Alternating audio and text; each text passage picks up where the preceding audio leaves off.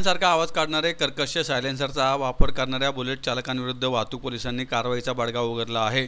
वाहतूक पोलिसांनी शहराच्या वेगवेगळ्या भागात बुलेट चालकांविरुद्ध कारवाई करून फटाक्यासारखे आवाज काढणारे सायलेन्सर जप्त केले। येरवड्यातील वाहतूक शाखेच्या कार्यालयात जप्त केलेल्या 1768 सायलेन्सरवर बुलडोझर चालवण्यात आला। पोलिसांच्या कारवाईचे नागरिकांनी कौतुक केले आहे। रात्री अपरात्री शहर तसेच उपनगरात भरधाव वेगाने बुलेट चालक तरुण जातात। बुलेटच्या सायलेन्सरमध्ये फेरफार करण्यात आल्याने त्यातून फटाक्यासारखा आवाज निघतो। फटाक्यांसारख्या आवाजामुळे ज्येष्ठ नागरिकांना त्रास होत असल्याच्या तक्रारी करण्यात आल्या होत्या। गेल्या 15 ते 20 दिवसांपासून पोलिसांनी शहरातील वेगवेगळ्या भागात बुलेट चालकांविरुद्ध कारवाई करून त्यांचे सायलेन्सर जप्त केले होते। कर्कश सायलेन्सर नष्ट करण्याचे आदेश पोलीस आयुक्त अमितेश कुमार, अतिरिक्त पोलीस आयुक्त मनोज पाटील यांनी दिले होते।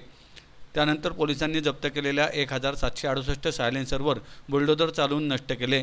यावेळी अतिरिक्त पोलीस आयुक्त मनोज पाटील, वाहतूक शाखेचे पोलीस उपायुक्त अमोल झेंडे, पोलीस निरीक्षक सुनील गवळी आणि वाहतूक शाखेतील अधिकारी उपस्थित होते।